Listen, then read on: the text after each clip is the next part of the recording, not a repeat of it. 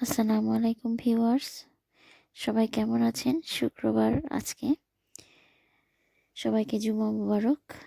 আজকে সারাদিন সকাল থেকে একদম সন্ধ্যা পর্যন্ত দাওয়াত খেয়ে আমার কাটাতে হয়েছে। এটা ছিল ননদের বাসায় সকালবেলা নাস্তার দাওয়াত। ও পিঠা বানিয়েছিল, অনেক ধরনের পিঠা, সব আমাদের দেশীয় ঐতিহ্যবাহী পিঠা। দিয়ে দেখেন নারকেলের পিঠা ভাজতেছে। তারপর হচ্ছে আপনার এখানে ছিটা রুটি করেছিল। ওর সবচেয়ে ইউনিক রেসিপিটা আমার ভালো লেগেছে। ছিটা রুটি ইউনিক না, কিন্তু ছিটা রুটি অনেকদিন ধরে খাওয়া হয় না, সেই জন্যে খুব ভালো লেগেছিল। চই পিঠা, মাংসের পিঠাও করেছিল, ডালের পিঠা সবই করেছে। তো ওখানে পিঠা খাওয়া শেষ করে আমাদেরকে চলে আসতে হয়েছে আমার আন্টির বাসায়। এটা আমার দাদার বাড়ি। আমার একমাত্র খালা, ওনার বাসায় চলে আসছি। মানে উনি দাওয়াত দিলে ওনাকে না করার ক্ষমতা কারো নাই, অনেকেই জানেন। আমার শাশুড়িকেও ছাড় দেন নাই, তিনি নিয়ে আসছেন আজকে। তো সব মিলিয়ে আমরা দিনটা খুব এনজয় করেছি। এখানে আমার ছোট ফুফু আসছেন, আমার ছোট ফুফুকেও দাওয়াত করেছিলেন, উনি আসছেন। সবাই মিলে অনেক দিন পরে একটু করলাম আমরা।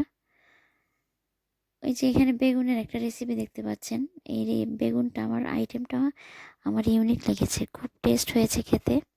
এটা বেগুনিও না, আবার এটা হচ্ছে বেগুন ভাজাও বলা যায় না, কি যেন একটা বানিয়েছেন বেগুন দিয়ে, খুব টেস্ট হয়েছে। ইনি হচ্ছে আমার চাচি, আমার মেজো চাচি।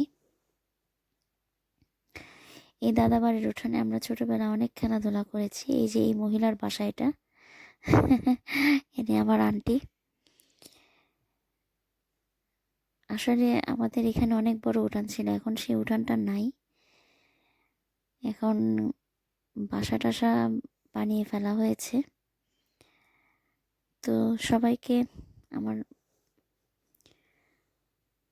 ব্লগ দেখার জন্য ধন্যবাদ।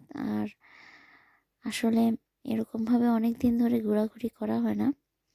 ওনার বাসায় একেবারে বিকেলের চাটা পর্যন্ত খেয়ে আসতে হয়েছে। এটা কিন্তু আমার দাদার মানে অনেক আগের এই বাসা। সবাই খাওয়ার পরে রোদ পোহাচ্ছে দেখেন। তো আসলে এরকমভাবে খুব সুন্দর একটা দিন আমরা কাটিয়েছি।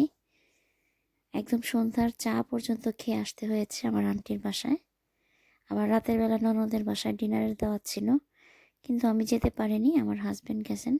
ওই ভিডিওটা নাই শেয়ার করলাম। সবাইকে ধন্যবাদ আমার ভিডিওটা দেখার জন্য। সবাই ভালো